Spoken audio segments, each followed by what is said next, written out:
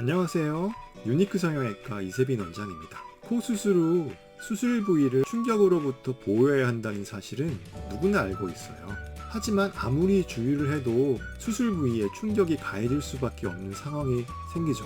대표적인 것이 아이를 안고 있을 때 아이가 머리를 움직여 아이의 머리에 부딪히는 경우가 있죠. 코 수술 후 충격이 주어지면 굉장히 당황하게 되죠.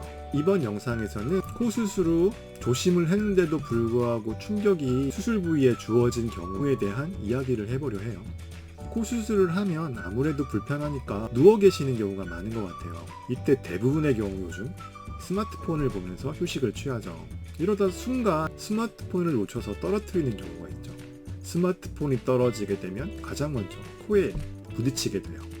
보통 수술 후 2달 이상이 지나면 보형물 주위에 어느 정도 피막이 형성된다고 그래요.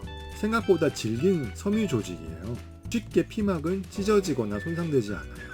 피막이 찢어지는 정도의 충격이 가해지면 보형물의 위치가 이동하겠지만 그 정도의 충격은 굉장히 큰 충격인 거죠. 보통 누워서 팔을 뻗어 스마트폰을 보는 정도의 높이에서 스마트폰을 떨어뜨린 정도의 충격으로는 피막이 손상되는 경우는 드물어요. 보형물이 움직일 정도의 충격은 아니라는 거죠. 충격에 의해서 타박상, 멍, 붓기 등은 생길 수 있을 거예요. 붓기 전에 바로 거울을 보시고 보형물에 움직이지 않았다면 큰 걱정은 안 하셔도 돼요. 매우 드물지만 코뼈가 너무 얇고 약한 경우 코에 스마트폰이 떨어져 코뼈가 골절되는 경우가 생길 수 있어요.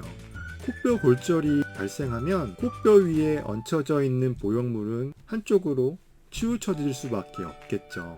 코뼈 골절이 발생을 하면 코뼈 골절에 대한 수술인 비관열적 정복술을 받으셔야 돼요. 코뼈 골절이 생기면 만졌을 때 너무너무 심한 고통이 있어요. 붓기나 멍은 적을 수는 있죠. 코를 만졌는데 만진 부위가 너무 아프다면 코뼈 골절을 우선 의심해 보셔야 돼요. 누워서 보일 정도의 높이에서 스마트폰을 보다가 스마트폰을 코에 떨어뜨리는 정도로 코 수술에 큰 영향을 끼치지는 않아요. 대부분 가벼운 타박상 정도의 문제를 일으키죠. 아주 드물게 보형물을 싸고 있는 피막이 찢어져 보형물을 이동하게 하거나 코뼈 골절이 발생해 보형물이 한쪽으로 틀어지게 만드는 경우가 생길 수는 있죠. 구독과 좋아요는 사랑이래요.